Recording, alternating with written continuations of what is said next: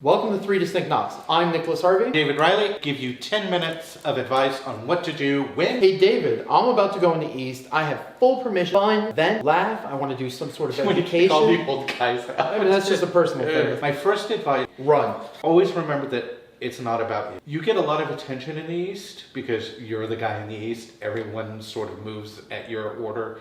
People speak to you with a great deal of respect for the office, if not for the person. You have a moment of spotlight. Your job is to find a way to shine that spotlight on everyone else. Find ways to compliment people, find ways to praise people, find ways to make people feel good about being a member of the body that you're a part of. Focus on other people, don't focus on yourself. My second piece of advice is to plan every meeting like it's a program that you're putting on that people are buying tickets to. Because even though we don't charge guys to come to a meeting, there's an opportunity cost for every man who comes to that meeting.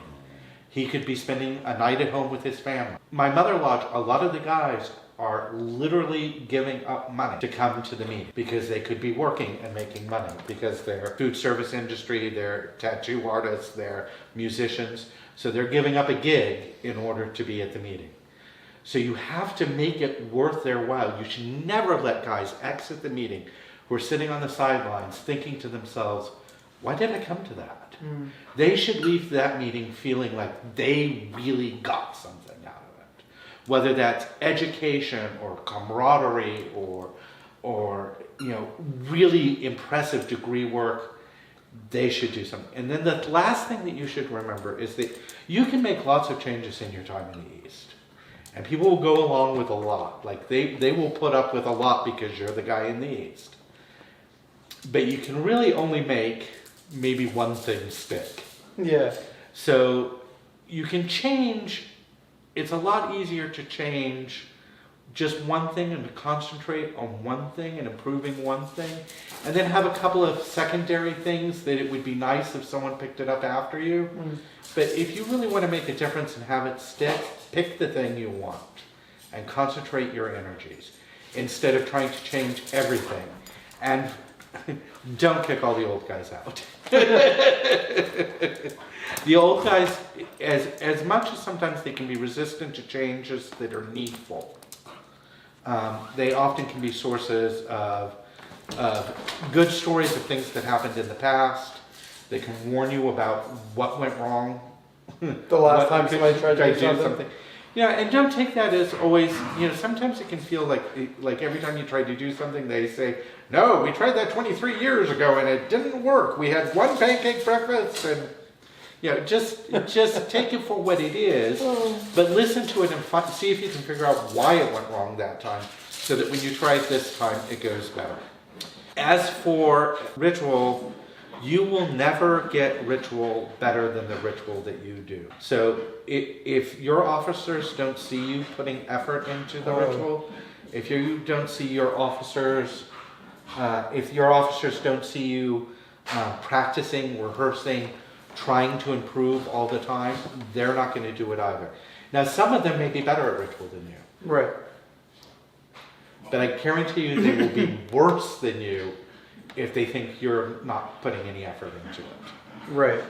And on that note, we're not being paid to do any of this. I mean, except sometimes the secretary, but whatever. Yeah, mostly and even the secretary. It's like what we call pay in no way compensates you for what you're it's doing. like 50 cents an hour. It's still not worth it. But I think what happens a lot of times is somebody goes in the East and like, you know what? We're gonna have practice once a week. We're gonna have officer meetings once a week. It's like, that's just going to piss off everybody more because they're trying to respect you and your office. But at the same time, it's like, dude, like they got families. Right. So, increasingly they have other Masonic obligations too. Right. They're members of appendant bodies, and so all this stuff starts to clash in their lives. And pretty soon they get to a point where they drop everything because they don't feel like they can do anything. Rehearsals are important. There's no doubt about it. Officer meetings are important. But there's nothing that says you can't have an officer meeting and then a rehearsal. Right. And there's nothing that says, and you are absolutely obligated to use people's time efficiently. Don't let a lot of sitting around and BSing happen before you get to the important stuff. After you do the stuff that has to be done and you've told people, okay, you can go if you want. Yeah. If your officers are hanging around talking and having a good time, that's a good sign. Right. Encourage that, but don't make it happen before the work that needs to be done gets done. Right. Because then people will just start showing up later and later and later. Yeah. And do try to keep the number of nights that you ask for men to give up. One of my complaints about Grand Lodges trying to systematize officer training and candidate education and those kinds of things is they make a lot of, in the process of doing that, they make a lot of things mandatory. Right. And when you make something mandatory, it's another night out of that guy's life. And you better make sure that it's really, really, really good and useful to him personally. Which the larger the group of people that you are dealing with, the less likely it's going to be useful to any one of those people, right? Right. So that's an objection that I have to Grand Lodge standardization. You know, I think that happens because Grand Lodges see standards falling and get nervous. Mm. So if you as an individual lodge member want to avoid that, my advice to you is to hold high standards so that the Grand Lodge doesn't see that they need to step in. Now, we're not talking about any particular Grand Lodge or other Masonic body, blah, blah, blah. But there's a quote that you've said before that I really like. Failing organizations make rules. Successful organizations are too busy to make rules. Yeah, so if you're a failing organization, all of a sudden you have all the time in the world to make all the silly rules that you want. If you're a succeeding, thriving, growing organization, you don't have time to make silly rules. You're too busy doing your work, right? Right. My other favorite one on that topic is that you don't have to make it mandatory if you make it good. You know, if it's really worthwhile, if it's really something that benefits people, they'll show up for it.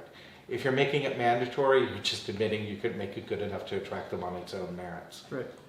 If I wanted to have events, social stuff, maybe with the family, maybe with some kids, like, your kids, my kids, etc. I can bring Raksha. Not dogs. Not dogs. Not dogs. So dogs You're a horrible person. Have you ever seen a dog? Could a service dog be in a lodge room? Of course. I know service dogs that have gone to lodge, yeah. That's not breaking any rules. I know female service dogs that have gone to lodges.